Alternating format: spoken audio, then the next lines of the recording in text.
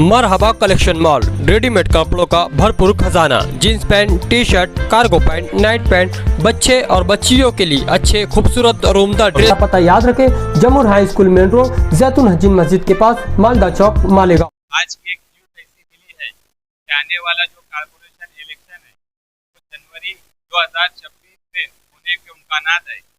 आज अक्टूबर का महीना तकरीबन 10 अक्टूबर आज हो चुकी है। एक महीने के बाद असम्बली इलेक्शन खत्म होने को पूरा एक साल हो जाएगा। आप पिछले 5 साल छोड़ दीजिए, अभी एक साल जो तकरीबन होने को है, आप देखिए मालेगांव शहर के हालात कैसे है। मालेगांव शहर तरक्की के नाम पर दिन ब दिन पीछे होते जा रहा है।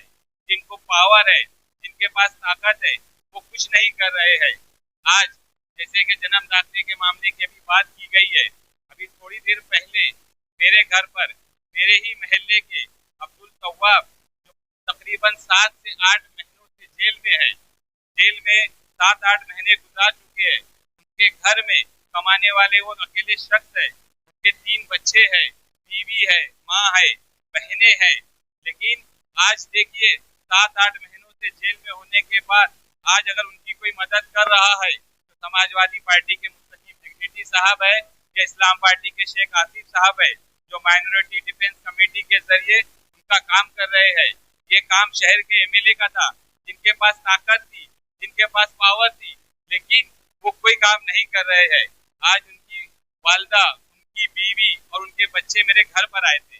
मैं इत्तेफाक से घर पर नहीं था, उसको घर से फोन आया कि वो लोग घर पर मिलने के लिए आए हैं। मैं उनसे कहा कि मैं थोड़ा दूर दूरी पर हूँ, मैं भी इतनी जल्दी नहीं आ सकता। तो उनको कहना कि कल सुबह जो है मैं कोर्ट की छुट्टी है तो मैं खुद उनके घर पर जाकर मिल लूँगा। उनकी वालदा बता रही थी कि तकरीबन 4 महीनों से उनके जो अकाउंट था, अकाउंट सीज हो चुका है।